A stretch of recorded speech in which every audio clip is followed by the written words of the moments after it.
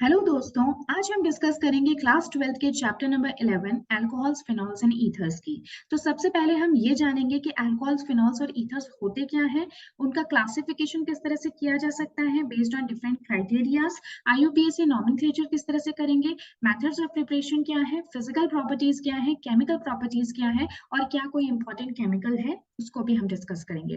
So let us first of all discuss start with alcohols and phenols. तो basically किसी भी hydrocarbon में hydrogen atom को अगर रिप्लेस कर दिया जाए अल्कोहलिक ग्रुप से तो हमें एलिफैटिक अल्कोहल्स यानी कि अल्कोहल्स आप सिंपली कह सकते हो, और एरोमेटिक अल्कोहल्स यानी कि आपके फिनॉल या फिर फिनॉल के डेरिवेटिव्स आपको मिल सकते हैं। So first of all let us talk about the classification of alcohols and phenols. तो देखो, अल्कोहल्स जो कि आपका OH ग्रुप जब किसी एलिफेटिक ग्रुप पे लगा होता है, तो बेसिकली ये जो कार्बन है जिसके ऊपर OH ग्रुप लगा होगा अल्कोहल के अंदर, वो एक sp3 हाइब्रिडाइज्ड कार्बन एटम होगा। अब वो प्राइमरी, सेकेंडरी या टर्शियरी हो सकता है। कैसे? जिस कार्बन के ऊपर OH ग्रुप लगा है, अगर वहां पे उस कार्बन पे सिर्फ एक ही एल्काइल ग्रुप प्रेजेंट है तो हम उसको प्राइमरी कहेंगे, दो एल्काइल ग्रुप प्रेजेंट है तो हम उसको सेकेंडरी कहेंगे, और तीन एल्काइल ग्रुप आपको दिखाई दे तो वो टर्शियरी अल्कोहल होगा।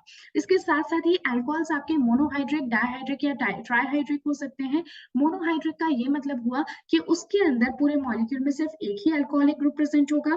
डाइहाइड्रिक में पूरे कंपाउंड के अंदर दो अल्कोहलिक ग्रुप्स, और पॉलीहाइड्रिक यानी कि कई सारे अल्कोहलिक ग्रुप्स प्रेजेंट हो सकते हैं, तीन भी हो सकते हैं, तीन से ज्यादा भी हो सकते हैं।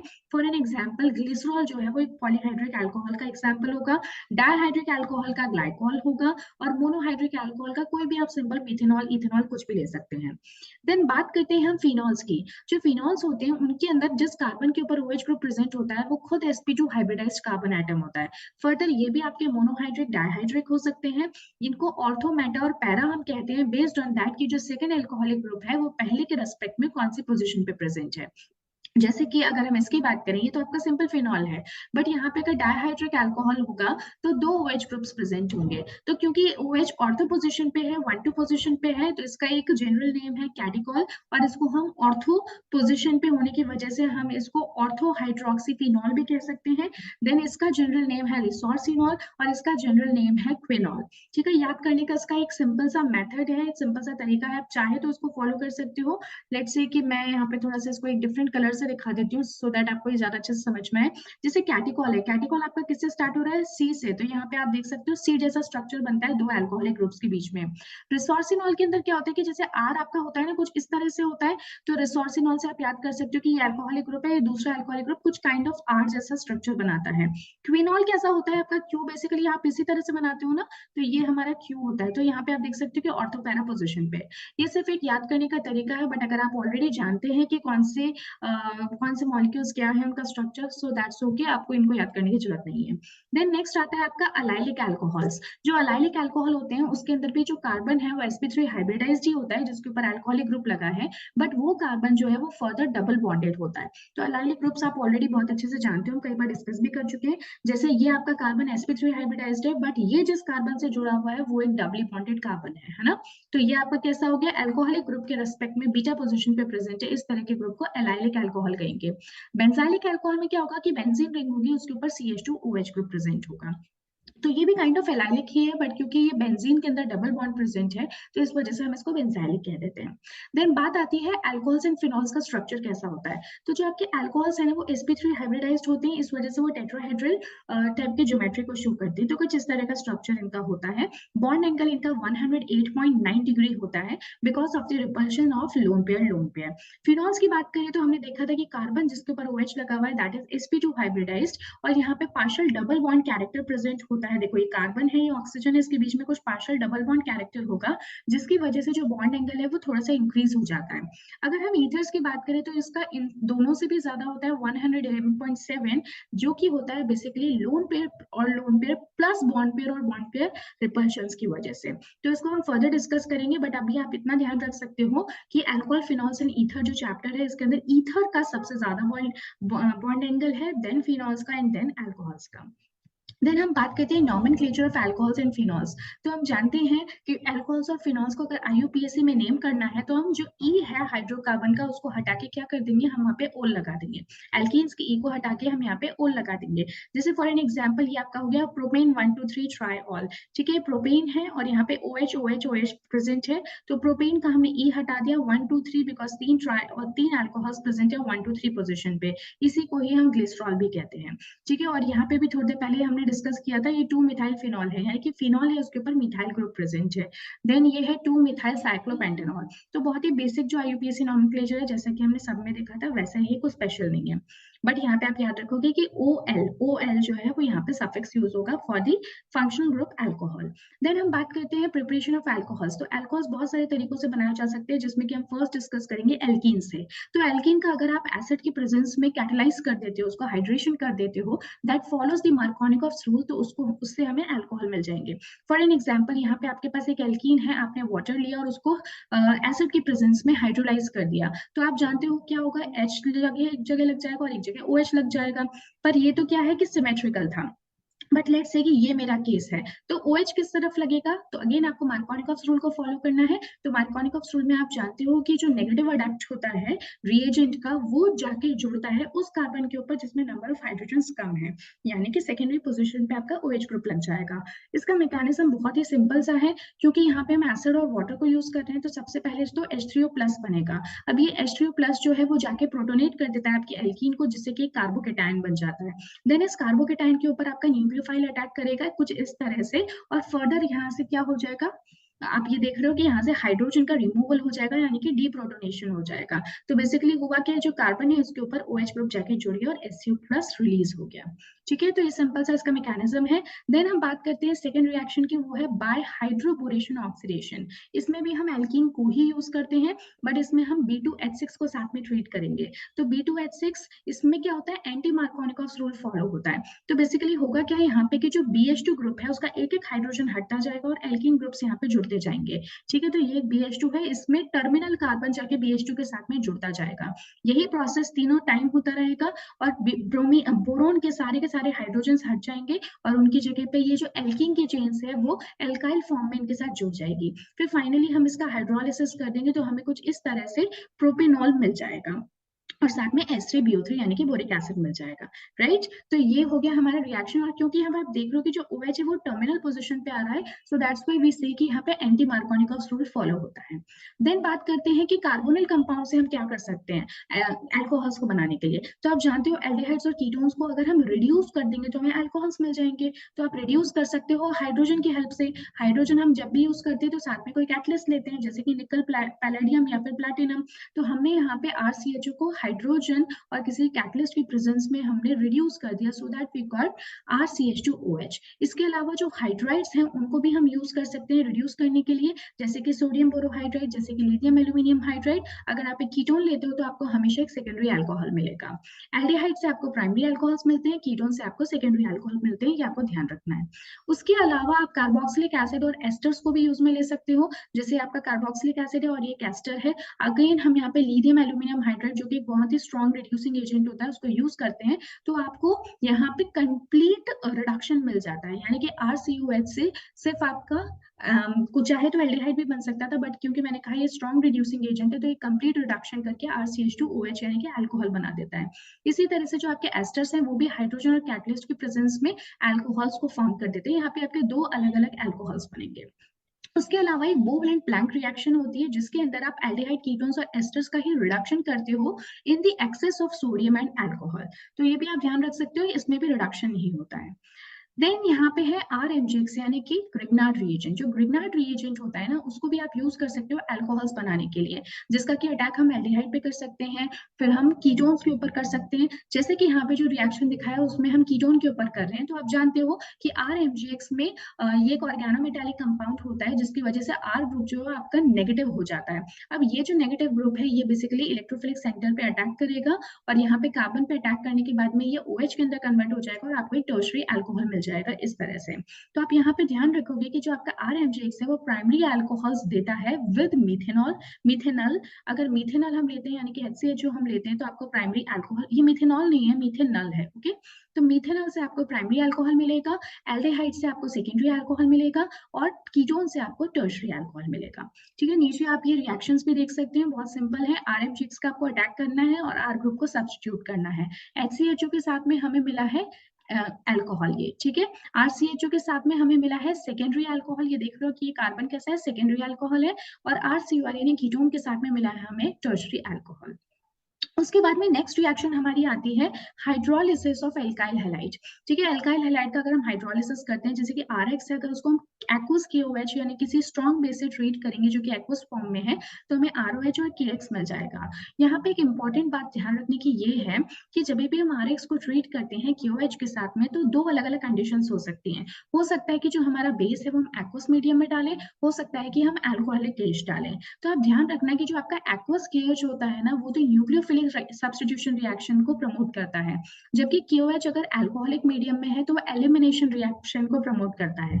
तो यहाँ पे क्योंकि हमने जो KOH लिया वो एक्वस मीडियम में है, तो ये बेसिकली आपका क्या बना देगा, न्यूक्लियोफिलिक सब्स्टिट्यूशन रिएक्शन करके OH ग्रुप को सब्स्टिट्यूट कर देगा। अगर यहाँ पे हम रिएक्टिविटी की बात करें तो RI की रिएक्टिविटी RBR से एंड देन RCl की कुछ रिएक्टिविटी इस तरह से होगी, क्योंकि हम जानते हैं कि RI जो है वो बेसिकली उसमें आयोडीन एक अच्छा लिविंग ग्रुप होता है। उसके अलावा tertiary, secondary, primary alkyl halides कुछ इस तरह से रिएक्टिविटी हमको देखने को मिलेगी। Again this is because of the stability of carbocation जो कि इस केस में बनने वाला है। देन बात आती है हाइड्रोलिसिस ऑफ ईथर्स। ईथर को अगर आप हाइड्रोलाइज करेंगे तो आपको एसिडिक मीडियम प्रोवाइड करना पड़ेगा, जिसमें कि आपको दो अलग अलग अल्कोहल्स मिलेंगे। अगर ये दोनों ही R ग्रुप सेम है तो आपको सेम ही तरह के अल्कोहल्स मिलेंगे, वरना डिफरेंट अल्कोहल्स मिलेंगे अगर दोनों R ग्रुप्स अलग अलग हैं ईथर के अराउंड। देन नेक्स्ट रिएक्शन है from primary amines by the treatment with nitrous acid. तो ये इंपॉर्टेंट रिएक्शन है। इसमें आप क्या देखते हो कि आपने कोई प्राइमरी अमीन लिया है, प्राइमरी अमीन को सबसे पहले आप ट्रीट करते हो NaNO2 प्लस HCl से, तो उससे होता क्या है कि आपके पास में RN2 प्लस मिलता है, डायजोनियम सॉल्ट मिलता है। ये जो डायजोनियम सॉल्ट है, जब इसको फर्दर हम HNO2 के साथ में ट्रीट करते हैं, तब आपको अल्कोहल्स, नाइट्रोजन गैस और वाटर मिल जाता है। ठीक है, तो अगेन दिस इज थोड़ी इंपॉर्टेंट रिएक्शन, आप इसको ध्यान रख सकते हो। देन नेक्स्ट आता है आपका बाय अल्कोहलिक फर्मेंटेशन। इसमें हम क्या करते हैं कि एक नेचुरल प्रोसेस है। इसमें हम क्या करते हैं, सुक्रोज लेते हैं, सुक्रोज को हम इन्वर्टेज से ट्रीट करते हैं, जिससे कि आपको ऑब्वियसली पता है कि ग्लूकोज और फ्रक्टोज मॉलिक्यूल्स बन जाते हैं। ठीक है, बायोमॉलिक्यूल्स में भी पहले स्टडी कर चुके हैं, ये ग्लूकोज को प्रिपेयर करने का एक वे होता है। अब हम क्या करेंगे, या ग्लूकोज या फिर फ्रक्टोज दोनों में से किसी को भी लेंगे, इस मिक्सचर को लेंगे और उसको जाइमेज से ट्रीट करेंगे, जिससे कि आपको इथाइल अल्कोहल और कार्बन डाइऑक्साइड गैस मिल जाती है। ठीक है, हमारी बॉडी में यही जो ग्लूकोज होता है वो किस में कन्वर्ट हो जाता है, लैक्टिक एसिड के अंदर कन्वर्ट हो जाता है जब हम बहुत ज्यादा वर्क करते हैं। बट C6H12O6 को जाइमे से ट्रीट करने पे आपको इथाइल अल्कोहल मिल जाता है, जो कि हमारा पर्पस था प्रिपरेशन फॉर अल्कोहल्स का। देन नेक्स्ट आता है हमारा प्रिपरेशन ऑफ फिनॉल्स। अल्कोहल्स के सारे प्रिपरेशन मेथड्स हमने देख लिए हैं। देन आता है फिनॉल्स को हम कैसे प्रिपेयर कर सकते हैं। तो आपको ध्यान होगा जब हम लोगों ने हेलोएल्कीन्स और हेलोरीन्स पढ़ा था, तब भी मैंने आपको ये डाउस प्रोसेस बताया था और आपको कहा था कि कार्बन क्लोरीन के बीच में ये बॉन्ड जो है, ये डबल बॉन्ड कैरेक्टर लिए हुए होता है, पार्शियल डबल बॉन्ड कैरेक्टर। तो इससे किसी भी तरह का न्यूक्लियोफिलिक सब्स्टिट्यूशन रिएक्शन करना थोड़ा सा डिफिकल्ट होता है। बट NaOH के प्रेजेंस में हाई टेम्परेचर और प्रेशर पे हम यहाँ पे OH ग्रुप को सब्स्टिट्यूट कर सकते हैं, and this process is known as Dow's process. तो फिनॉल को बनाने का एक तरीका तो ये हो गया। उसके अलावा जो तरीके हैं वो भी कुछ कुछ इससे सिमिलर हैं, जैसे कि फ्रॉम बेंजीन सल्फोनिक एसिड। यहाँ पे हम बेंजीन को लेंगे और इसको ओलियम से ट्रीट करेंगे। ये सेम वही ओलियम है जो कि कॉन्टैक्ट प्रोसेस में H2SO4 को बनाते वक्त भी काम आता है। अब इस ओलियम से ट्रीट करने पे यहाँ पे SO3H ग्रुप सब्स्टिट्यूट हो जाएगा, जिसको अगेन जब हम NaOH, बिल्कुल पहले वाली रिएक्शन की तरह जब हम NaOH और HCl से ट्रीट करेंगे तो आपको फिनॉल मिल जाएगा। So second step is just the duplicate of the first one. Then third reaction आती है diazonium salt. This is important कि सबसे पहले हम यहाँ पे क्या लेंगे, हम एनालिन को लेंगे, देन हम इसको NaNO2 प्लस HCl से ट्रीट करेंगे, तो आपको पता है यहाँ पे डाइजोनियम क्लोराइड बन जाएगा। अब जब हम इसको वाटर से ट्रीट करेंगे तो इजीली ये N2 यहाँ से बाहर निकल जाएगा और आपका फिनॉल बन जाएगा। देन लास्ट जो हमारी रिएक्शन है वो है यूजिंग क्यूमीन। क्यूमीन में क्या होता है, कुछ इस तरह का स्ट्रक्चर होता है क्यूमीन का, आइसोप्रोपाइल ग्रुप लगा होता है बेंजीन के ऊपर। सबसे पहले हम इसको ऑक्सीजन से ट्रीट करते हैं जिससे कि इसका ऑक्सीडेशन हो जाएगा और कुछ इस तरह से ओ ग्रुप सब्स्टिट्यूट हो जाते हैं। इसको हम हाइड्रोपरऑक्साइड कहते हैं, क्यूमीन हाइड्रोपरऑक्साइड, क्योंकि परऑक्साइड ग्रुप यहाँ पे लग गया। अब जब हम इसको H+ से ट्रीट करेंगे ना, तो होता क्या है कि CH3 COCH3 ये पूरा का पूरा ग्रुप जो है एसीटोन का, ये बाहर निकल जाता है और OH आपका एज इट इज सब्स्टिट्यूट हो जाता है। तो इसका एक अच्छा खासा मैकेनिज्म है, बट हमें यहाँ पे मैकेनिज्म को डिस्कस करने की जरूरत नहीं है। सिंपली यहाँ पे हम समझ सकते हैं कि जो OH के लोन पेयर है उन्होंने अटैक किया इस तरफ और यहाँ से ये ग्रुप जो है COCH3 का बाहर निकल गया। So these are some of the preparation methods of phenols. Then हम बात करते हैं physical properties of alcohols. Alcohols की क्या properties होती हैं? तो ये colorless liquid होते हैं। अगर lower alcohols की बात करें, थोड़े higher alcohols की बात करेंगे तो oily liquids होते हैं और उनसे भी आगे अगर आप जाओगे तो waxy solids होते हैं। उसके अलावा solubility decrease होती है जैसे जैसे molecular mass बढ़ेगा। ऐसा इसलिए क्योंकि मास बढ़ने के बाद में जो वाटर के साथ इंटरेक्शन है वो कम हो जाएगा, हाइड्रोजन बॉन्डिंग इतनी अच्छी नहीं रह पाएगी। बॉइलिंग पॉइंट की बात करें तो जैसे जैसे आपके अल्कोहल की साइज बढ़ेगी तो बॉइलिंग पॉइंट जो है वो भी बढ़ेगा, क्योंकि इंटरमॉलिक्यूलर फोर्सेस ऑफ अट्रैक्शन ज्यादा बढ़ेंगे और इसलिए हम कहेंगे कि वैन डर वाल्स फोर्सेस भी ज्यादा बढ़ेंगे। देन अगर हम बात करें प्राइमरी, सेकेंडरी और टर्शरी की अल्कोहल्स की, तो कुछ इस तरह से इंटरेक्शन होगा, क्योंकि हम जानते हैं कि जैसे जैसे ब्रांचिंग बढ़ती है, टर्शरी के केस में ब्रांचिंग सबसे ज्यादा होगी, तो van der Waals forces molecules के बीच में कम होते जाएंगे, सरफेस एरिया कम होता जाएगा और इस वजह से बॉइलिंग पॉइंट डिक्रीज होता जाएगा। ठीक है। देन हम बात करते हैं फिजिकल प्रॉपर्टीज ऑफ फिनॉल्स की। तो जो फिनॉल्स होते हैं ना, उनकी प्रॉपर्टीज क्या है कि ये कलरलेस लिक्विड्स होते हैं और क्रिस्टलाइन सॉलिड्स होते हैं। ये वैसे तो कलरलेस होते हैं, बट क्या होता है धीरे धीरे इनका ऑक्सीडेशन होता रहता है जिसकी वजह से इनके अंदर कुछ कलर अपीयर होने लगता है। इसी वजह से जो फिनॉल्स होते हैं उनको भी हम ब्राउन कलर की डार्क बॉटल्स के अंदर रखते हैं, अदरवाइज उनका ऑक्सीडेशन हो जाएगा और वो सॉलिडिफाइड फॉर्म में बेंजोइक एसिड क्रिएट कर देंगे, बना देंगे। ठीक है। फिर जो फिनॉल्स होते हैं इनको कार्बोलिक एसिड्स भी कहते हैं और इनके अंदर पोलर OH ग्रुप प्रेजेंट्स होते हैं जिसकी वजह से इंटरमॉलिक्यूलर हाइड्रोजन बॉन्डिंग शो कर पाते हैं वाटर के साथ में और सोल्यूबल होते हैं। हालांकि अल्कोहल जितने नहीं, बट फिनॉल्स भी वाटर के अंदर सोल्यूबल होते हैं। देन हम बात करते हैं chemical reactions of alcohols and phenols. तो सबसे पहले इसमें हम देखेंगे कैटेगरी जिसमें कि OH बॉन्ड का क्लीवेज होता है अल्कोहल्स और फिनॉल्स के अंदर। So first reaction is acidity of alcohols and phenols. ठीक है। तो एसिडिटी को पता करने के लिए हम हमेशा क्या करते हैं, हम किसी मेटल के साथ में रिएक्शन करवाते हैं। तो ये है आपका अल्कोहल, इसको हमने सोडियम से जब रिएक्ट कराया मेटल से, तो मेटल क्या करेगा कि इसमें से ये जो ROH है ये अपना हाइड्रोजन इसको दे देता है और यहाँ पे आपका मेटल आके जुड़ जाएगा। तो इससे हमें ये समझ में आया कि जो ROH है इसके अंदर कुछ एसिडिक कैरेक्टर है, इसी वजह से अपने H+ आयंस को दे रहा है। ठीक है। तो ये ROH एसिडिक कैरेक्टर का होता है, ये हमें यहाँ से क्लियर हो जाता है। जब यही रिएक्शन हम फिनॉल के साथ कराते हैं तो ये जो टेंडेंसी है H+ को रिलीज करने की वो और भी ज्यादा है। यानी कि ऐसा इसलिए होता है क्योंकि जो फिनॉक्साइड आयन पीछे से बन रहा है, सोडियम फिनॉक्साइड आयन, इसकी स्टेबिलिटी बहुत ज्यादा होती है ड्यू टू द रेजोनेंस, जिसको भी हम आगे डिस्कस करेंगे। तो अल्कोहल्स वाटर के कंपैरिजन में वीक एसिड्स होते हैं। ऐसा क्यों? क्योंकि जो वाटर है उसके अंदर कोई भी इलेक्ट्रॉन रिलीजिंग ग्रुप नहीं है, जबकि अल्कोहल्स के अंदर एल्काइल ग्रुप प्रेजेंट है जिसका कि प्लस आई इफेक्ट होता है और उसकी वजह से जो एसिडिटी है वो कम हो जाती है वाटर के कंपैरिजन में। ठीक है। तो यहाँ पे अगर हम अल्कोहल्स को ही आपस में उनकी एसिडिटी को कंपेयर करते हैं तो हम देखेंगे कि जैसे जैसे अल्काइल ग्रुप्स बढ़ते जाएंगे अल्कोहल के ऊपर तो उसकी एसिडिटी कम होती जाएगी, राइट। तो इलेक्ट्रॉन रिलीजिंग ग्रुप्स जितने ज्यादा बढ़ेंगे एसिडिटी उतनी ज्यादा कम होगी, अभी हमने डिस्कस किया। तो हम ऑर्डर ऑफ एसिडिटी यहाँ पे देख सकते हैं विच इज वेरी इंपॉर्टेंट, कि सबसे कम जो एसिडिटी है वो तो आपके अल्कोहल की है, देन वाटर ज्यादा एसिडिक होता है, फिनॉल उससे भी ज्यादा एसिडिक होता है और फिर कार्बोनिक एसिड यानी कि H2CO3 और उससे भी ज्यादा कार्बोक्सिलिक एसिड्स होती हैं। ठीक है। सो दिस इज इंपॉर्टेंट, कम से कम इतना जरूर आप ध्यान रखो, alcohol then water then phenol, acidity order कुछ इस तरह से होगा। फिनॉल जो है वो अल्कोहल से भी ज्यादा एसिडिक इसलिए होते हैं क्योंकि इसके अंदर फिनॉक्साइड आयन बनता है। ये जो फिनॉक्साइड आयन है ये रेजोनेंस स्टेबलाइज्ड होता है। अब इस फिनॉक्साइड आयन में अगर और भी ज्यादा इलेक्ट्रॉन विड्रॉइंग ग्रुप्स प्रेजेंट होंगे बेंजीन रिंग के ऊपर तो एसिडिटी और ज्यादा बढ़ जाएगी, और अगर आपने इलेक्ट्रॉन रिलीजिंग ग्रुप्स लगा दिए जैसे कि OCH3 टाइप के, तो ऐसे में एसिडिटी डिक्रीज हो जाएगी। तो बेस्ड ऑन दैट अगेन हम एक ऑर्डर को देख सकते हैं, आपसे क्वेश्चंस इस तरह से पूछे जा सकते हैं, जस्ट आपको एक बेसिक कॉन्सेप्ट आना चाहिए।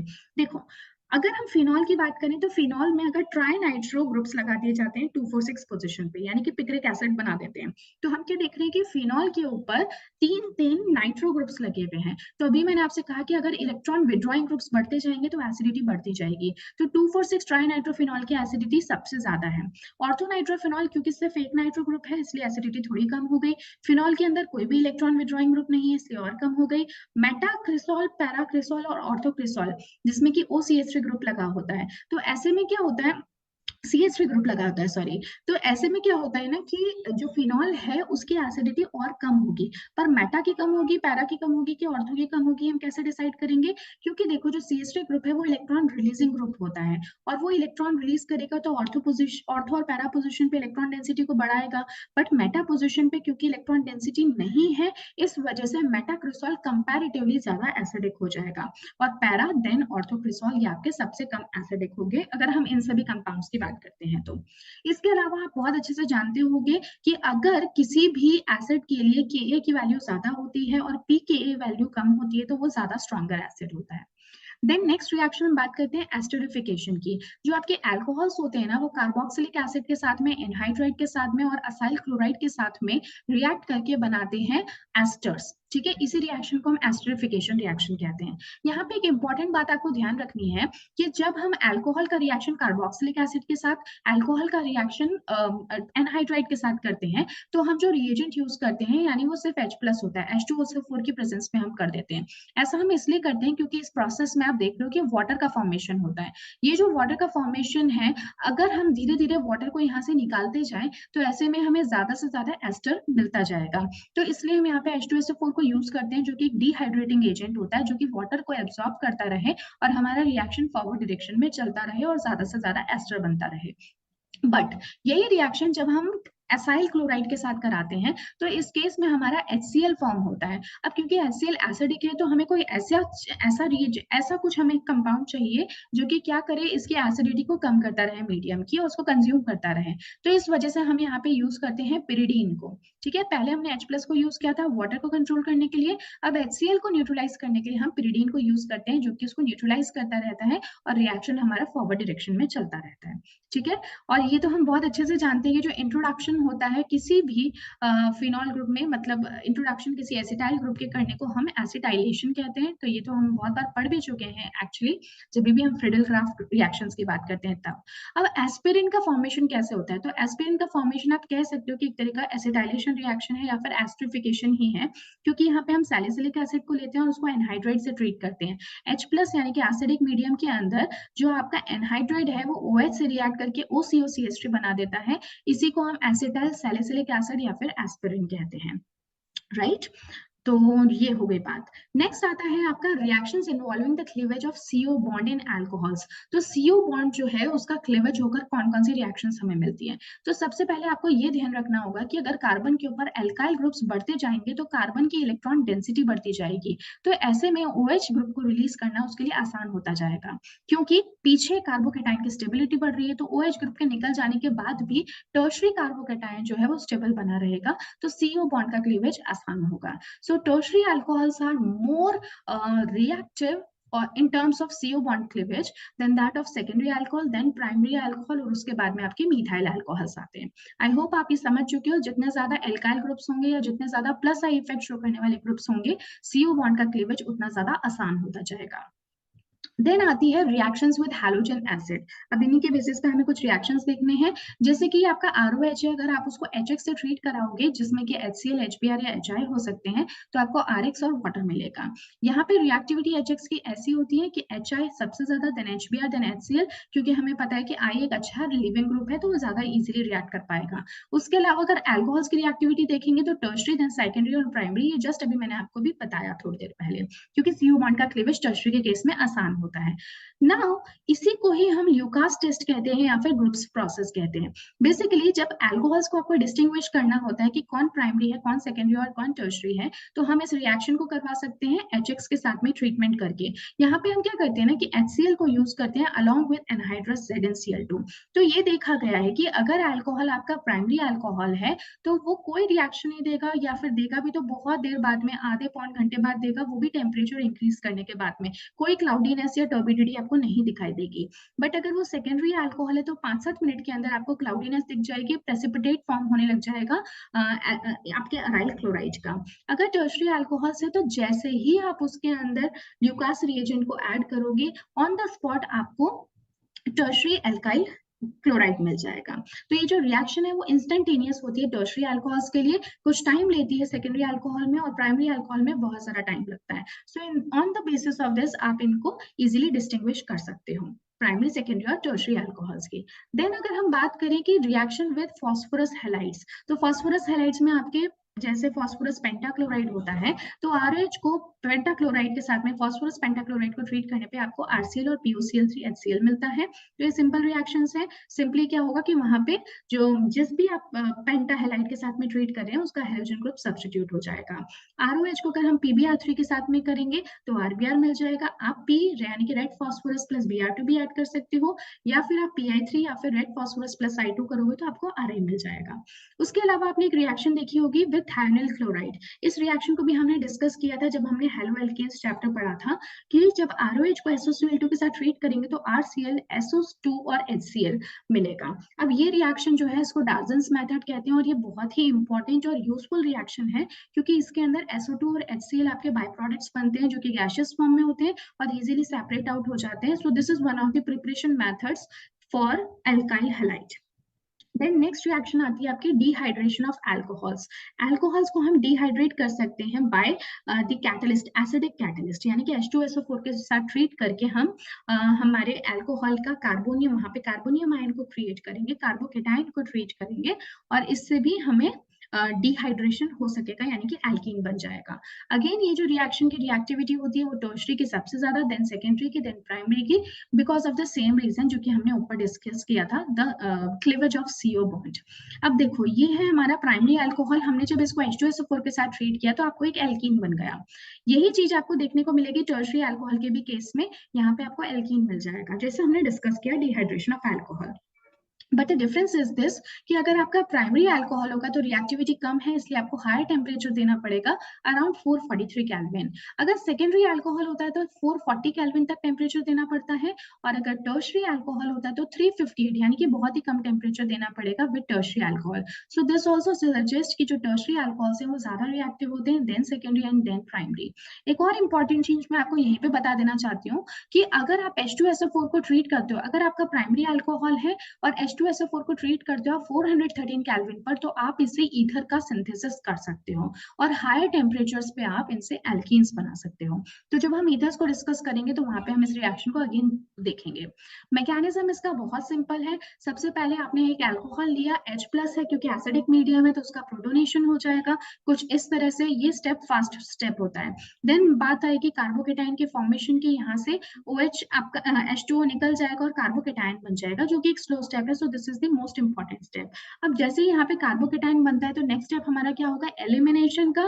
तो बेसिकली जो साइड से हाइड्रोजन है वो यहाँ पे रिलीज हो जाएगा और आपका इथीन बन जाएगा, साथ में H+ रिलीज हो गया। ठीक है, जब भी एल्कीन फॉर्मेशन की बात आती है तो आप हमेशा ध्यान रखोगे कि if there is a possibility of Saytzeff product तो आप सेडजेफ प्रोडक्ट बनाओगे, और अगर सिस ट्रांस आइसोमरिज्म की पॉसिबिलिटी है तो हमेशा ट्रांस प्रोडक्ट बनाओगे। So trans product and the Saytzeff product is always the major one. ठीक है, देन आती है ऑक्सीडेशन रिएक्शंस। जो अल्कोहल्स हैं इनका आप ऑक्सीडेशन कर सकते हो in presence of neutral acidic and alkaline KMnO4 या फिर एसिडिफाइड K2Cr2O7। न्यूट्रल एसिडिक या अल्कलाइन KMnO4 हो सकता है आपका, या फिर एसिडिफाइड K2Cr2O7 होता है। इसको आप ऑक्सीडेशन रिएक्शंस के पर्पस से ले सकते हो। अब देखो ऑक्सीडेशन रिएक्शंस में अगर हम बात करें तो होता क्या है कि प्राइमरी अल्कोहल, सेकेंडरी अल्कोहल और टर्शियरी अल्कोहल है, ये एक बेसिक जनरल रिएक्शन है। अल्कोहल्स को, प्राइमरी अल्कोहल्स को अगर आप ऑक्सीडाइज करते हो तो उससे एल्डिहाइड बनेगा, फर्दर ऑक्सीडाइज करने पर एसिड बनेगा। सेकेंडरी अल्कोहल को ऑक्सीडाइज करने पे कीटोन बनता है, फर्दर ऑक्सीडाइज करने पर एसिड बन जाता है। टर्शियरी अल्कोहल को ऑक्सीडाइज करने पर कीटोन बनता है, फर्दर ऑक्सीडाइज करने पर एसिड बन जाता है। ये एक जनरल मेथड है। अगर आपका ऑक्सीडाइजिंग एजेंट बहुत ही स्ट्रॉन्ग है तो ऐसे में डायरेक्टली आपका अल्कोहल एसिड को फॉर्म कर देता है, जैसे कि एसिडिक KMnO4 के केस में। इवन कई बार वहां पे बॉन्ड जो है वो ब्रेक भी हो जाता है। बट अगर आप कंट्रोल्ड ऑक्सीडेशन करना चाहते हो तो आप क्रोमियम क्रोमियम के रिएजेंट्स यहाँ पे काम में ले सकते हो। फॉर एन एग्जांपल पिरिडीनियम क्लोरोक्रोमेट, ये क्या करता है कि ये प्राइमरी अल्कोहल को सिर्फ एल्डिहाइड तक ही ऑक्सीडाइज करता है, उसे फर्दर ऑक्सीडाइज करके एसिड नहीं बनाता। तो अगर आपको कंट्रोल्ड ऑक्सीडेशन करना है, सो फॉर दैट पर्पस हम पिरिडीनियम क्लोरोक्रोमेट को यूज कर सकते हैं। एक रिएजेंट होता है आपका जोनस रिएजेंट, जो कि है CrO3 प्लस एसिड। एसिड आपका H2SO4 भी हो सकता है यहाँ पे। ये कंप्लीट ऑक्सीडेशन कर देता है, यानी कि क्रोमियम का रिएजेंट होने के बावजूद, ऑक्सीडाइजिंग एजेंट होने के बावजूद, ये कंप्लीट ऑक्सीडेशन शो करता है। देन नेक्स्ट हमारी रिएक्शन आती है dehydrogenation. Again this is one very important reaction. इसमें हम कॉपर को 300 डिग्री सेल्सियस पे ट्रीट करते हैं प्राइमरी, सेकेंडरी और टर्शरी अल्कोहल के साथ। जो प्राइमरी अल्कोहल है वो कॉपर के साथ 300 डिग्री सेल्सियस पे एल्डिहाइड बनाता है, सेकेंडरी अल्कोहल इसी रिएजेंट के साथ कीटोन बनाता है, और टर्शरी अल्कोहल इसी रिएजेंट के साथ में एल्कीन का फॉर्मेशन करता है। So this is important, primary copper at 300 degree Celsius के साथ एल्डिहाइड, सेकेंडरी कीटोन और टर्शरी एल्कीन को फॉर्म कर लेगा, ये आपको ध्यान रखना है। तो ये भी आपका एक मेथड होता है to distinguish between primary, secondary and tertiary alcohol. तो अगर हम देखें तो अभी हमने कौन कौन से मेथड देख लिए to distinguish primary, secondary, tertiary alcohol. तो हमने सबसे पहले बात की ल्यूकास टेस्ट की, उसके अलावा हमने बात की रिड्यूस्ड कॉपर की। इसके अलावा एक और बहुत स्पेशल मेथड होता है Victor Meyer test, primary, secondary और टर्शरी अल्कोहल्स को डिस्टिंग्विश करने का। इसमें क्या होता है कि जो प्राइमरी अल्कोहल है ना वो तो रेड कलर देता है, सेकेंडरी अल्कोहल ब्लू कलर, और टर्शरी अल्कोहल कोई भी कलर फॉर्मेशन नहीं करता। रिएक्शन कुछ हमारे सामने इस तरह से है। यहाँ पे आप क्या करते हो कि जो अल्कोहल है उसको फास्फोरस और आयोडाइड के साथ में ट्रीट करते हो, तो होगा क्या, यहाँ पे RCH2I बन जाएगा, राइट। अब जो I होता है वो तो आपका बहुत अच्छा लिविंग ग्रुप होता है, तो यहाँ पे सब्सटीट्यूशन हो जाएगा NO2 का on the treatment of AgNO2। Silver nitrate से ट्रीट करने पर आयोडीन आपका बाहर निकल जाएगा और NO2 लग जाएगा। अब जब इसको हम फर्दर HNO2 के साथ में ट्रीट करते हैं तो आपका कुछ ये ऑक्साइम काइंड ऑफ स्ट्रक्चर यानी कि डबल बॉन्ड NOH लग जाता है, जिसको कि हम एल्कली से जब ट्रीट करते हैं तो ये हाइड्रोजन यहाँ से हट जाएगा और एल्कली का जो मेटल है, लेट्स से कि अगर NaOH के साथ ट्रीट किया तो NO नेगेटिव Na प्लस बन जाता है। तो ये जो यहाँ पे आयनिक टाइप का आपका कंपाउंड सॉल्ट बना, उसकी वजह से ब्लड रेड कलर जनरेट हो जाता है, राइट। इसी तरह से जब हम सेकेंडरी अल्कोहल की बात करते हैं तो यहाँ पे जब आपने रेड फास्फोरस और I2 से ट्रीट किया तो आपको आयोडाइड मिला, AgNO2 से ट्रीट करने पर CHNO2 मिला, HNO2 से ट्रीट करने पे आपको ये स्यूडो नाइट्रॉल मिल गया, यानी कि यहाँ पे N डबल बॉन्ड O मिल गया। अब एल्कली से ट्रीट करने पर आपको ब्लू कलर मिल जाता है। जब हम टर्शरी अल्कोहल के साथ ट्रीट करते हैं तो रेड फास्फोरस प्लस आयोडीन से आपको R2CI मिला। AgNO2 से जब हम लोगों ने ट्रीट किया तो देखो क्या हो रहा था, वहां पे NO2 लग रहा था, यहाँ पे R3CNO2 बन जाएगा। पर जब हम HNO2 से रिएक्ट कराएंगे तो अब हमारे पास कोई हाइड्रोजन ही प्रेजेंट नहीं है, तो यहाँ पे रिएक्शन पॉसिबल नहीं हो पाएगा, इस वजह से कोई भी कलर आपको नहीं मिलेगा। तो हमने 3 टेस्ट की बात की, विक्टर मेयर्स टेस्ट, दूसरा हमने रिड्यूस्ड कॉपर देखा और तीसरा हमने ल्यूकास रिएजेंट देखा। तो ये तो हो गई सारी बात अल्कोहल्स की। अब हम बात करते हैं फिनॉल्स की कुछ रिएक्शंस की। तो सबसे पहले हम बात करेंगे इलेक्ट्रोफिलिक सब्स्टिट्यूशन रिएक्शंस। ठीक है, जो अल्कोहलिक ग्रुप अटैच होता है to the benzene ring activates it towards the alcohol electrophilic substitution reaction. ये आपकी फिनॉल रिंग है, जो फिनॉल में OH ग्रुप है ना, वो क्या करता है कि वो इलेक्ट्रॉन रिलीजिंग ग्रुप है, तो वो ऑर्थो और पैरा पोजिशन पे जो इलेक्ट्रोफाइल्स है उनको अट्रैक्ट करता है, क्योंकि वहां पे इलेक्ट्रॉन डेंसिटी को इंक्रीज कर देता है। बट इस रिएक्शन में आप ध्यान रखोगे कि जब हम ब्रोमीन को, एक्सेस ऑफ ब्रोमीन को ट्रीट करते हैं पोलर सॉल्वेंट के अंदर, एक्सेस ऑफ ब्रोमीन हम तब दे पाएंगे अगर हम ब्रोमीन वाटर का यूज करते हैं, तो पोलर सॉल्वेंट के अंदर अगर आप ब्रोमीन को यूज करोगे तो आपको 2,4,6 ट्राई ब्रोमोफिनॉल मिल जाएगा। लेकिन इसी ब्रोमीन को अगर आप किसी नॉन पोलर मीडियम में जैसे कि क्लोरोफॉर्म या फिर CS2 के अंदर ट्रीट करोगे तो आपको सिर्फ ऑर्थो और पैरा प्रोडक्ट मिलेगा। तो ये रिएक्शन आपको ध्यान रखनी है। तो यहाँ पे फिनॉल को हम लोगों ने नॉन पोलर मीडियम के अंदर ब्रोमीन के साथ ट्रीट किया तो हमें सिर्फ ऑर्थो पैरा प्रोडक्ट मिला, जबकि जब हमने ब्रोमीन वाटर को यूज किया था, पोलर मीडियम को यूज किया था, तो हमें 2,4,6 ट्राई ब्रोमोफिनॉल मिला था। जब हम सल्फोनेशन करेंगे तो सल्फोनेशन के लिए हम H2SO4 को यूज में लेंगे। ये है हमारा कॉन्सेंट्रेटेड H2SO4। अगेन इसमें हम ध्यान रखेंगे कि फिनॉल को जब कॉन्सेंट्रेटेड H2SO4 के साथ ट्रीट करते हैं तो आपको ऑर्थो पैरा प्रोडक्ट मिलता है। जब हम कॉन्सेंट्रेटेड नाइट्रिक एसिड के साथ में यानी कि कॉन्सेंट्रेटेड HNO3 या कॉन्सेंट्रेटेड H2SO4 से ट्रीट करेंगे तो यहाँ पे NO2 प्लस बनेगा। ये NO2 प्लस क्योंकि कॉन्सेंट्रेटेड मीडियम से आ रहा है तो ये तीनों ही प्लेसेस पे 2,4,6 पे जाके सब्स्टिट्यूट हो जाएगा। इसी को हम पिक्रिक एसिड एसिड कहते हैं या फिर 2,4,6 ट्राइनाइट्रोफिनॉल कहते हैं। बट अगर फिनॉल को हम डाइल्यूट HNO3 से रूम टेम्परेचर पे ट्रीट करते हैं तो हमें सिर्फ ऑर्थो एंड पैरा प्रोडक्ट मिलता है। ठीक है, ये जो आपको ऑर्थो एंड पैरा प्रोडक्ट मिलते हैं इनको सेपरेट करना बहुत सिंपल है with the help of steam distillation. ऐसा इसलिए क्योंकि ये जो NO2 है ना, ये इस OH के साथ में इंट्रामोलिकुलर हाइड्रोजन बॉन्डिंग बना देता है। इस वजह से ये दूसरे जो मॉलिक्यूल्स हैं उनके साथ में कोई इंटरेक्शन शो नहीं करता और इसी वजह से इसका जो बॉइलिंग पॉइंट है वो काफी कम होता है और स्टीम के साथ बहुत इजीली ये अलग हो जाता है। जबकि ये जो आपका पैरानाइट्रोफिनॉल है, यहाँ पे नाइट्रो और OH के बीच में हाइड्रोजन बॉन्डिंग पॉसिबल नहीं है because of very large distance. तो इस वजह से ये आपस में दूसरे मॉलिक्यूल्स के साथ इंटरेक्ट करते हैं और इनका बॉइलिंग पॉइंट इंक्रीज हो जाता है। तो इन दोनों ही मॉलिक्यूल्स के जो बॉइलिंग पॉइंट है उनमें अच्छा खासा डिफरेंस होता है और इसी वजह से हम इनको सेपरेट कर पाते हैं। उसके अलावा ये सेम वही रिएक्शन है जिसमें कि फिनॉल को हमने Br2 को नॉन पोलर मीडियम में ट्रीट किया, नॉन पोलर सॉल्वेंट के अंदर यूज किया, तो आपको ऑर्थो और पैरा प्रोडक्ट मिले। इसके अलावा एक बहुत इंपॉर्टेंट रिएक्शन है रीमर-टीमन रिएक्शन।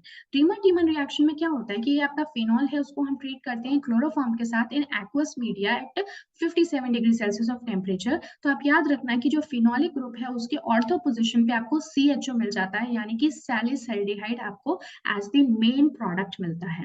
ठीक है, ये जो रिएक्शन है इसके अंदर एक बहुत ही इंपॉर्टेंट हमारा रिएजेंट है CCl2 जिसको कि हम क्या कहते हैं, कार्बीन। बेसिकली ये नहीं है, यहाँ पे CCl2 जो है, जो कि हम कहते हैं डाइक्लोरोकार्बीन, ये बनता है, ये इलेक्ट्रोफिलिक नेचर का होता है। इस CCl2 का सब्स्टिट्यूशन होता है इस पर्टिकुलर कार्बन के ऊपर जिसका फर्दर हाइड्रोलिसिस करने पे CHO बन जाता है। So this is an important thing. But आप ध्यान रखोगे कि अगर हम क्लोरोफॉर्म को यूज करेंगे तो हमें CHO मिलेगा जिसको कि हम सैलिसल्डिहाइड कहेंगे। बट अगर CHCl3 की जगह अगर हम CCl4 यानी कि कार्बन टेट्राक्लोराइड को यूज करते हैं तो आपको यहाँ पे COOH मिलेगा जिसको कि हम सैलिसिलिक एसिड कहेंगे। तो ये है हमारा नेक्स्ट रिएक्शन जिसके अंदर की हमने फिनॉल को ट्रीट किया CCl4 एक्वस NaOH और H+ के साथ में हाइड्रोलाइज किया, तो हमें सैलिसिलिक एसिड मिला जिसमें कि ऑर्थो प्रोडक्ट हमारा मेजर प्रोडक्ट होता है। Then the next reaction is your Kolbe's reaction. Kolbe's reaction में आप क्या करते हो कि फिनॉल को लेते हो, सोडियम हाइड्रोक्साइड से ट्रीट करोगे तो आपका एक सॉल्ट बन जाएगा। जब हम इसको CO2 से ट्रीट करते हैं तो हमें ऑर्थो पोजीशन पे COOH यानी कि सैलिसिलिक एसिड मिल जाता है। सेम वही चीज है। अब जब हम इसको, अब हमें पता है कि यहाँ पे OH ग्रुप भी है और COH ग्रुप भी है, तो यहाँ पे एस्टर्स का भी फॉर्मेशन कर सकते हैं। तो जब हम C6H5OH के साथ ट्रीट करेंगे तो यही है COH इन एल्कोहल और एसिड के बीच में रिएक्शन हो जाएगा और जिससे कि COOC6H5 यानी कि आपका एस्टर फॉर्म हो जाएगा।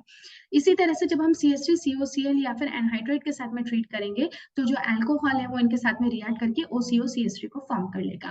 जब हम CH3OH के साथ ट्रीट करेंगे तो अगेन ये जो एसिड है ये CH3 COH के साथ में ट्रीट करके वापस से आपका सैलिसाइलेट या फिर एस्टर का फॉर्मेशन करेगा। तो ये सिंपल एस्टरिफिकेशन रिएक्शन है ऑन द सब्स्टिट्यूटेड ग्रुप्स। उसके बाद में आता है reaction with zinc dust which is an important one. इसमें क्या होता है कि जब आप फिनॉल को जिंक से ट्रीट करते हो ना तो यहाँ पे जिंक का तो ऑक्साइड बन जाता है और फिनॉल आपका रिड्यूस होकर बेंजीन में कन्वर्ट हो जाता है। उसके अलावा oxidation, again this is an important one. Phenol को जब आप Na2Cr2O7 के साथ एसिडिक मीडियम में ट्रीट करते हो तो आपको बेंजोक्विनोन मिलता है। ये एग्जैक्टली आपका बेंजोक्विनोन इस तरह से नहीं होता है, यहाँ पे ऑलरेडी एक OH ग्रुप होता है और एक OH ग्रुप पैरा पोजीशन पे सब्स्टिट्यूट हो जाता है, but then because of tautomerism ये बेंजोक्विनोन काइंड ऑफ स्ट्रक्चर में कन्वर्ट हो जाता है। नेक्स्ट आपकी इंपॉर्टेंट रिएक्शन है फ्राइज रीअरेंजमेंट।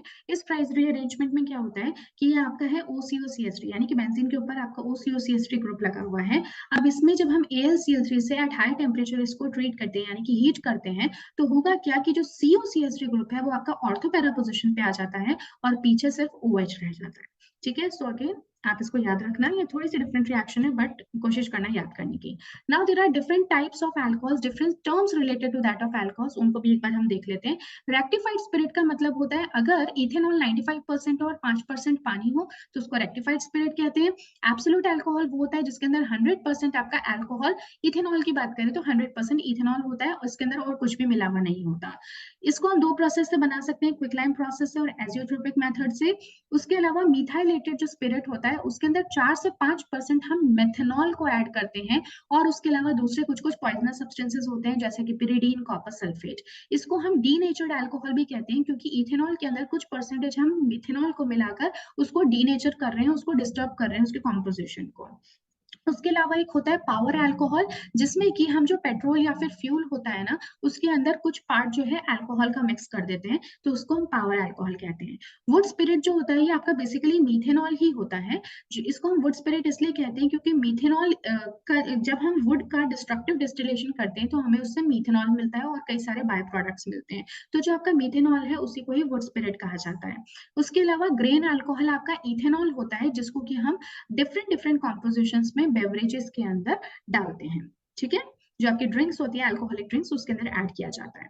देन हम कुछ बात कर लेते हैं डायहाइड्रिक और ट्राइहाइड्रिक अल्कोहल्स की। तो डायहाइड्रिक अल्कोहल में मैंने आपको बताया था ग्लाइकॉल का नाम, जिसका कि स्वीट टेस्ट होता है, और इसके कुछ बहुत ही कॉमन रिएक्शंस को हम डिस्कस करेंगे। हालांकि ये एनसीईआरटी में गिवन नहीं है, तो अगर आप इसको नहीं पढ़ना चाहते तो आप इसको बिल्कुल स्किप कर सकते हो। ग्लाइकॉल्स को हम किस तरह से प्रिपेयर करते हैं, प्रिपरेशन मेथड्स क्या है, यूजिंग इथाइलिन। तो अगर आप CH2 डबल बॉन्ड CH2 लेते हो तो बेयर्स रिएजेंट या फिर ऑस्मियम टेट्राऑक्साइड को यूज करके आप इससे ग्लाइकॉल्स बना सकते हो, यानी कि ऑक्सीडेशन कर देंगे विसिनल पोजीशंस पे, जिससे कि आपको ग्लाइकॉल मिल जाएगा। उसके अलावा ग्लायोक्सिल यानी CHO को अगर आप ट्रीट करते हो, उसका रिडक्शन कराते हो विद दैट ऑफ LiLH4, मैंने आपको बताया था एक स्ट्रॉन्ग रिड्यूसिंग एजेंट होता है, ये दोनों ही CHO ग्रुप्स को रिड्यूस करके इससे इथिलीन ग्लाइकोल का फॉर्मेशन करेगा। इथिलीन ग्लाइकोल जो है ना फर्दर आपका काफी एक अच्छा सॉल्वेंट भी होता है, और कई सारे पॉलीमर्स को भी बनाने में इथिलीन ग्लाइकोल का काम में लिया जाता है। ओके, देन उसके बाद में हम इसकी कुछ फिजिकल प्रॉपर्टीज को डिस्कस करते हैं। तो जैसे कि मैंने कहा कि कलरलेस होता है, सिर्फी लिक्विड होता है, स्वीट टेस्ट होता है, और वाटर में इजीली मिसिबल हो जाता है because of the presence of hydroxy groups. Chemical properties अगर हम देखें तो यहाँ पे कुछ इंपॉर्टेंट केमिकल प्रॉपर्टीज है, आप चाहे तो इनको देख सकते हो, जिसमें कि अगर हम सोडियम से ट्रीट करते हैं तो यहाँ पे क्या होगा कि एक जो O ग्रुप है वो तो एक जगह पे तो आपका सॉल्ट बन जाएगा, फर्दर जब हम सोडियम से ट्रीट करेंगे तो दोनों ही जो हाइड्रोक्सी ग्रुप्स हैं उनपे सॉल्ट बन जाएगा। PCl5 से ट्रीट करने पर भी स्टेप बाय स्टेप्स क्लोरीन और क्लोरीन ऐड हो जाएंगे। जब हम Pi3 से ऐड करेंगे तो दोनों ही जो पोजिशन है उनपे आयोडीन लग जाएगा OH के रिमूवल के साथ, बट आपको पता है कि आयोडीन एक अच्छा लिविंग ग्रुप होता है, तो वो लीव कर जाएगा I2 मॉलिक्यूल के फॉर्म में, और यहाँ पे एक डबल बॉन्ड बन जाएगा। जब आप डाइल्यूट HNO3 के साथ में ट्रीट करोगे तो आपको ऑक्सैलिक एसिड मिलेगा, यानी कि COOH और COH दोनों आपस में जुड़े रहेंगे। KMnO4 एसिडिक मीडियम में या K2R2CO7 को H+ मीडियम में आप ट्रीट करोगे तो मैं आपको पहले भी बताया था ये स्ट्रॉन्ग ऑक्सीडाइजिंग एजेंट होते हैं, तो ये जो कार्बन कार्बन का बॉन्ड होता है उसको ही ब्रेक कर देते हैं, तो इससे आपको जो रेस्पेक्टिव एसिड मिलेंगी वो HCOOH यानी कि फॉर्मिक एसिड मिलेंगी। अगर आप HiO4 आयोडेट एसिड के साथ में या फिर लेड एसीटेट के साथ में ट्रीट करोगे तो वो भी इस बॉन्ड को तोड़ देते हैं और ऑक्सीडाइज कर देते हैं, बट क्योंकि इतने स्ट्रॉन्ग ऑक्सीडाइजिंग एजेंट नहीं है तो सिर्फ एल्डिहाइड तक ही ऑक्सीडाइज कर पाते हैं। उसके अलावा कॉन्सेंट्रेटेड H2SO4 के साथ ट्रीट करोगे तो जो ग्लाइकोल के दो मॉलिक्यूल्स हैं वो एक दूसरे के कॉन्टेक्ट में आएंगे, वाटर को रिलीज करेंगे, और इस तरह से आपको इस तरह का एक 6 मेंबर रिंग मिल जाएगी जिसमें 2 ऑक्सीजन के एटम्स प्रेजेंट होंगे, इसको हम डाइऑक्सेन कहते हैं। H3PO4 के साथ में ट्रीट करने पर, जो कि फास्फोरिक एसिड है, उसके साथ ट्रीट करने पर भी ऐसा ही कुछ होगा, बट सिर्फ एक ही तरफ आपको ऑक्सीजन ग्रुप से 2 अल्कोहलिक ग्रुप्स जुड़े हुए मिलेंगे। ठीक है, तो ये भी रिएक्शंस आप चाहे तो देख सकते हैं।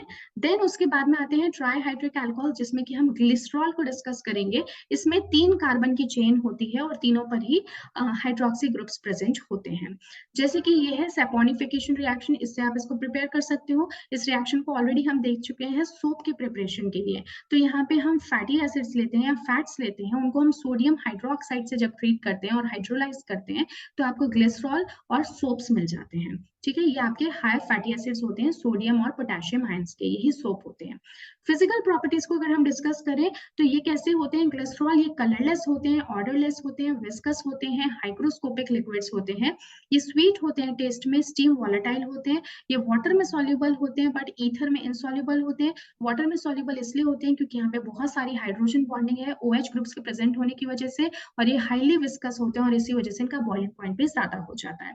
देन अगर हम इनकी केमिकल प्रॉपर्टीज की बात करें तो यहाँ पे ध्यान देने वाली बात ये है कि यहाँ पे हालांकि 3 हाइड्रोक्सी ग्रुप्स हैं, बट जो प्राइमरी और टर्शियरी, ये दोनों ही प्राइमरी हाइड्रोक्सी ग्रुप्स हैं, वो ज्यादा रिएक्टिव होते हैं, सेकेंडरी वाला उतना रिएक्टिव नहीं होता। जब हम HI के साथ में ट्रीट करेंगे तो तीनों ही जगह पे आयोडीन लग गया, बट आप जानते हो कि आयोडीन इतना स्टेबल नहीं होता है आयोडाइड की फॉर्म में, तो आयोडीन मॉलिक्यूल की फॉर्म में बाहर निकल जाएगा और आपको एक अलाइल आयोडाइड मिल जाएगा कुछ इस तरह से। देन अगर ग्लिसरॉल का रिएक्शन कॉन्सेंट्रेटेड HNO3 के साथ कराते हैं 3 मॉलिक्यूल्स के साथ, तो आपको तीनों ही पोजिशन पे क्या मिल जाएंगे, NO2 ग्रुप्स जुड़ जाएंगे, ठीक है, और हाइड्रोजन के रिमूवल के साथ में। इसी को हम कहते हैं TNG या फिर ग्लिसराइल ट्राइनाइट्रेट। यही जो ग्लिसराइल ट्राइनाइट्रेट या TNG होता है, जब इसको काइसलगर जो कि आपका सिलिशियस रॉक होती है ना, उसके ऊपर अगर हम एब्सॉर्ब करा देते हैं तो इसी को ही हम डायनामाइट कहते हैं। उसके अलावा जो TNG और सेलुलोज ट्राइनाइट्रेट का मिक्सचर होता है उसी को हम ब्लास्टिंग जेलेटिन कहते हैं। अब हमारा जो लास्ट 8 मॉलिक्यूल कंपाउंड्स हैं, जो फंक्शनल ग्रुप है, वो है ईथर्स। ईथर्स में क्या होता है कि ऑक्सीजन के अराउंड 2 एल्काइल या फिर अराइल ग्रुप्स प्रेजेंट होते हैं कुछ इस तरह से ROR की फॉर्म में। ये जो एल्काइल ग्रुप्स हैं वो एक तरह के भी हो सकते हैं, तब हम उनको सिमेट्रिक ईथर्स कहते हैं, और अलग-अलग तरह के भी हो सकते हैं, तब हम उनको मिक्स्ड ईथर्स कहते हैं।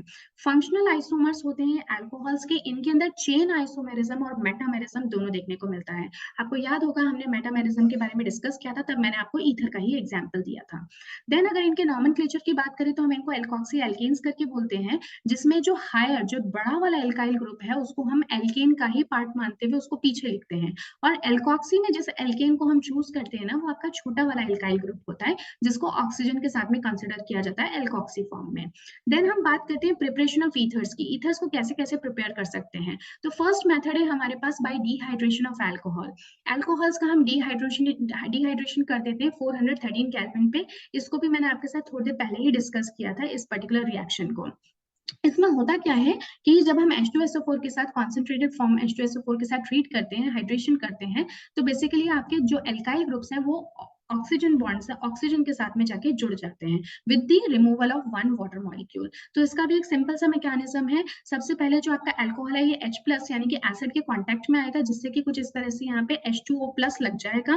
फिर उसके बाद में यहाँ से H+ जो है वो बाहर निकल जाएगा और ये CH2OH आपका रह गया। अब ऑक्सीजन के ऊपर जो लोन पेयर है और ये जो हमारे पास में कार्बोकेटायन जनरेट हुआ, तो ये लोन पेयर कार्बोकेटायन के ऊपर रिएक्ट करेंगे। एक इस तरह का आपका एक इंटरमीडिएट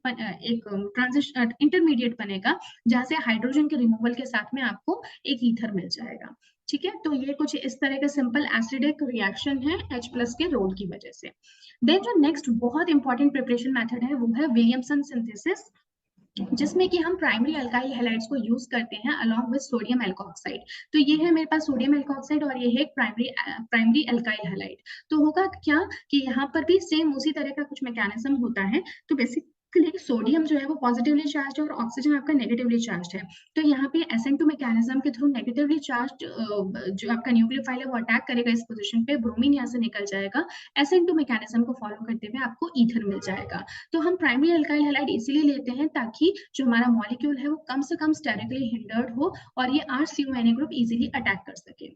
ठीक है, तो ये है हमारा एक और एक मॉलिक्यूल जिसमें कि हमने कार्बन के ऊपर 3 मिथाइल ग्रुप लिए हैं, यानी कि टर्शियरी टाइप का आपका RONA है। तो इसमें कोई प्रॉब्लम नहीं है, बट जो हमारा एल्काइल हैलाइड है वो हमेशा प्राइमरी एल्काइल हैलाइड होना चाहिए ताकि SN2 मैकेनिज्म इजीली फॉलो हो सके। बट अगर लेट्स से कि हम यहाँ पे कोई टर्शरी अल्काइल ब्रोमाइड को यूज करते हैं, तो इन दैट केस हमें क्या मिलेगा, एल्कीन मिल जाएगा। उसकी जगह हमें एल्कीन मिल जाएगा, ना कि इस तरह से ईथर मिलेगा। ठीक है, इसी तरह से अगर हमारे पास में ये फिनाइल ग्रुप है, फिनाइल ग्रुप के ऊपर ONA, यानी कि अगेन ये हमारा अराइल ONA है, RONA जैसे था वैसे अराइल ONA है, तो कोई इश्यू नहीं है। बट जो एल्काइल हैलाइड वाला ग्रुप है, मैं हमेशा बार बार आपको कह रही हूँ, जो एल्काइल हैलाइड वाला ग्रुप है वो आपका हमेशा प्राइमरी एल्काइल हैलाइड होना चाहिए, जबकि जो RONA या सोडियम एल्कोक्साइड है वो या सोडियम अराइल ऑक्साइड है, वो कुछ भी हो सकता है, उसमें कोई इशू नहीं है, वो सेकेंडरी टर्शरी प्राइमरी कुछ भी हो सकता है। देन हम बात करते हैं ईथर्स की फिजिकल प्रॉपर्टीज की। जो फिजिकल प्रॉपर्टी ऑफ ईथर है, ईथर क्या होता है ना, उसका बॉइलिंग पॉइंट बहुत कम होता है क्योंकि वाटर के साथ में कोई अच्छी खासी हाइड्रोजन बॉन्डिंग शो नहीं कर पाता, बहुत कम हाइड्रोजन बॉन्डिंग शो कर पाता है अल्कोहल्स के कंपैरिजन में। तो इसी वजह से इनका बॉइलिंग पॉइंट इतना कम होता है ना कि इनको फ्रीज फ्रीज मतलब ब्राउन बॉटल में तो रखना ही पड़ता है, उसके अलावा इनको रेफ्रिजरेटर के अंदर रखना पड़ता है। अदरवाइज अगर आप इनको बाहर रखोगे रूम टेम्परेचर पे तो ईथर बहुत इजीली उड़ जाते हैं, वॉलेटाइल होते हैं। ईथर्स के स्ट्रक्चर की अगर हम बात करें तो जो ऑक्सीजन है इसके ऊपर 2 लोन पेयर प्रेजेंट है और 2 एल्काइल ग्रुप्स प्रेजेंट है, इसलिए इसका sp3 हाइब्रिडाइज्ड हुआ, टेट्राहेड्रल स्ट्रक्चर हुआ। और शेप की बात करेंगे तो वी शेप हुआ। लोन पेयर यहाँ पे रिपल्शंस होते हैं। उसके अलावा एल्काइल एल्काइल ग्रुप की वजह से बॉन्ड पेयर रिपल्शंस भी होते हैं और इसी वजह से इनका बॉन्ड एंगल 111.7, ये 111.7 है, ना कि 117 यहाँ लिखा हुआ है, ये 117 नहीं है, ये 111.7 के आसपास हो जाता है, जो कि दोनों ही फिनॉल और ईथर से ज्यादा है। उसके अलावा हम बात करते हैं केमिकल रिएक्शंस ऑफ ईथर, तो इसमें रिएक्शन विद HX, जब आप ROR का रिएक्शन HX के साथ करते हो तो आपको RX और ROH मिल जाता है, और अगर आप यहीं पे फिनाइल ग्रुप लगा हो ईथर के अंदर और HX से ट्रीट करोगे तो आपको हमेशा फिनॉल मिलेगा प्लस RX मिलेगा। अब देखो यहाँ पे क्वेश्चन ये आता है कि हम कैसे डिसाइड करेंगे, लेट्स से कि मेरे दो अलग अलग R ग्रुप हैं, तो हम कैसे डिसाइड करेंगे जो हेलाइड है वो किसका बनेगा और अल्कोहल किसका बनेगा। तो आप हमेशा ध्यान रखना यहाँ पे कि जो छोटा ग्रुप होता है, जैसे कि प्राइमरी अगर आपका ये एल्काइल है, प्राइमरी अगर एल्काइल है तो उसके साथ में X लगेगा तो वो SN2 मैकेनिज्म को फॉलो करते हुए लगेगा। पर अगर दोनों ही R ग्रुप्स में कोई भी टर्शियरी एल्काइल ग्रुप है तो X हमेशा उसके साथ लगेगा by following the SN1 mechanism. जबकि अगर आपका फिनॉल फिनाइल भी एक ग्रुप प्रेजेंट है OR के साथ में तो हमेशा ही आपको फिनॉल मिलेगा, इसमें कोई चांस ही नहीं है कि X जो है वो फिनाइल रिंग के ऊपर लगेगा। ऐसा इसलिए क्योंकि हम जानते हैं कि ऑक्सीजन और फिनाइल ग्रुप के बीच में पार्शियल डबल बॉन्ड कैरेक्टर होता है, जिसकी वजह से बॉन्ड टूट नहीं सकता और एक्स ग्रुप इसको रिप्लेस नहीं कर पाएगा। तो बस इतनी सी बात हमें यहाँ पे ध्यान रखनी होती है इस रिएक्शन में, यहाँ से ये बहुत इंपॉर्टेंट कॉन्सेप्ट है और बहुत बार क्वेश्चंस पूछे जाते हैं यहाँ से। तो अगर आपका प्राइमरी हेलाइड है तो SN2 मैकेनिज्म को फॉलो होते हुए RX मिल जाएगा। यहाँ पे रिएक्टिविटी ऑर्डर अगर हम एल्काइल हेलाइड आपकी एसिड्स का देखें तो HI का, देन HBr, देन HCl का होगा। और जैसे कि मैंने आपसे कहा कि अगर आपका ईथर कुछ इस तरह से जिसमें कि एक alkyl group tertiary alkyl group है, तो ऐसे में जो आयोडाइड है वो टर्शरी एल्काइल ग्रुप के साथ जुड़ जाएगा और टर्शरी एल्काइल आयोडाइड बना देगा, that is by following SN1 mechanism. ठीक है, ऐसा इसलिए हो पाएगा क्योंकि हम जानते हैं कि जो टर्शरी एल्काइल हैलाइड है, टर्शरी एल्काइल ग्रुप है, उसका कार्बोकेटाइन काफी स्टेबल होगा, इस वजह से आयोडीन उसके ऊपर अटैक करेगा। देन बात करते हैं हम नेक्स्ट रिएक्शन की, जो कि है हेलोजिनेशन रिएक्शन, जिसमें कि आपने ईथर को अगर आप Cl2 के साथ में डार्क में ट्रीट करोगे तो ईथर की अल्फा पोजीशन पे क्लोरो ग्रुप लग जाएगा, इसको हम अल्फा मोनोक्लोरो डाइथाइल ईथर कह सकते हैं। बट यहीं पे अगर आप एक्सेस ऑफ क्लोरीन में लाइट के प्रेजेंस में करोगे तो जितने भी यहाँ पे हाइड्रोजन प्रेजेंट हैं अल्फा पोजिशन पे, वो सबके सभी रिप्लेस हो जाएंगे किससे, क्लोरीन के एटम से।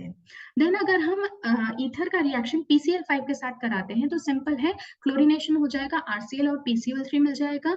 अगर हम CO के साथ में यानी कि कार्बन मोनोऑक्साइड के साथ रिएक्शन कराते हैं BF3 के प्रेजेंस में at high temperature and pressure, तो हमें यहाँ पे RCOR यानी कि एस्टर मिल जाएगा। उसके अलावा हमारी आती है इलेक्ट्रोफिलिक सब्स्टिट्यूशन रिएक्शन, जो कि बिल्कुल सिंपल है। जो ईथर्स हैं जिनके अंदर की OR ग्रुप प्रेजेंट है, वो भी आपके वो क्या करते हैं, वो ऑर्थो पैरा पोजिशन पे इलेक्ट्रोफाइल्स को प्रमोट करते हैं आने के लिए, क्योंकि ऑर्थो पैरा पोजिशन की इलेक्ट्रॉन डेंसिटी को वो बढ़ा देते हैं। तो इलेक्ट्रोफिलिक सब्स्टिट्यूशन रिएक्शन काफी कॉमन होते हैं आपके फिनाइल ईथर्स के केस में। तो ये हमारा क्या है, एक एनिसोल है। एनिसोल का मतलब हुआ अगर फिनाइल ग्रुप के ऊपर OCH3 ग्रुप लगा होता है, OMe ग्रुप लगा होता है, तो हम इसको एनिसोल कहते हैं। तो अगर आप बेसिकली देखोगे तो कुछ नहीं है, ये एक ईथर ही है। तो अगर आप इसको Br2 के साथ नॉन पोलर मीडियम में ट्रीट करोगे तो ऑर्थो पैरा पोजिशन पे आपके ब्रोमीन के एटम्स लग जाएंगे, जिसमें कि जो ortho position sorry para position वाला जो प्रोडक्ट है वो मेजर प्रोडक्ट होता है। इसी तरह से अगर आप कॉन्सेंट्रेटेड HNO3 और H2SO4 के साथ ट्रीट करोगे तो नाइट्रेशन हो जाएगा, पैरा प्रोडक्ट मेजर होगा। अगेन इसी तरह से अगर आप Friedel craft alkylation and acylation करते हो, जैसे इस केस में हम एसाइलेशन कर रहे हैं क्योंकि हम CH3COCl को एनहाइड्रस ClCl3 के साथ ट्रीट करेंगे, तो अगेन पैरा प्रोडक्ट आपका ज्यादा मेजर या फिर स्टेबल होगा। सेम इसी तरह से अगर हम फ्रीडल क्राफ्ट एल्काइलेशन करते हैं यानी CH3Cl को एनहाइड्रस ClCl3 के साथ ट्रीट करेंगे, तो मेजर प्रोडक्ट हमारा पैरा वाला होगा, जिसमें कि CH3 ग्रुप सब्स्टिट्यूट हो जाएगा फोर्थ पोजीशन पे। इसके अलावा जो आपका ethyl ethyl ethyl phenyl ether होता है, ये एस्टर लिखा है, ये एस्टर नहीं है, आपका ईथर है। इथाइल फिनाइल ईथर जो है उसको फेनिटॉल भी कहते हैं। ईथर्स के क्या क्या यूज होते हैं, तो इनको रेफ्रिजरेंट के तौर पे काम में लिया जाता है, इनको सॉल्वेंट के तौर पे काम में लिया जाता है, but only at low temperature, क्योंकि जैसे कि मैंने आपको पहले भी कहा है कि ईथर्स जो है इनका बॉइलिंग पॉइंट बहुत कम होता है, हाई टेम्परेचर पे या फिर रूम टेम्परेचर पे ही ये वॉलेटाइल हो जाते हैं। तो अगर आपको लो टेम्परेचर रिएक्शन करनी है तो ऐसे में आप सॉल्वेंट के तौर पे काम ले सकते हो ईथर्स को। उसके अलावा इनको एनेस्थेसिया के लिए जब हम सर्जरी करते हैं तो एनेस्थेसिया देना पड़ता है, तो उस टाइम पर भी ईथर्स को हम काम में लेते हैं। So this is all about today's class, जहाँ पे कि हमने अल्कोहल, फिनॉल्स और ईथर्स के बारे में बहुत कुछ जानने की कोशिश की है। यहाँ पे मैंने एनसीईआरटी का curriculum as it is follow किया है, पर उसके अलावा कहीं कहीं पे मैंने ग्लाइकोल्स और ग्लिसरॉल की भी बात की है, जो कि एनसीईआरटी के अंदर गिवन नहीं है। अगर आपको लगता है कि वो कंटेंट जो है वो आपके लिए एक्स्ट्रा है, तो आप चाहे तो उसको स्किप कर सकते हैं, बट वहाँ पे जो रिएक्शंस और जो प्रॉपर्टीज मैंने आपके साथ डिस्कस किए, दे आर इम्पॉर्टेंट आपके हायर क्लासेस में, या फिर अगर आप नीट या जेईई की तैयारी कर रहे हैं तो वहाँ पे आपके लिए इंपॉर्टेंट साबित हो सकती है। सो आई होप कि आपको आज की क्लास पसंद आई होगी। अगली क्लास में आपके साथ फिर मिलूंगी एक नए चैप्टर और नए कॉन्सेप्ट के साथ में। Till then take care of yourself and good bye.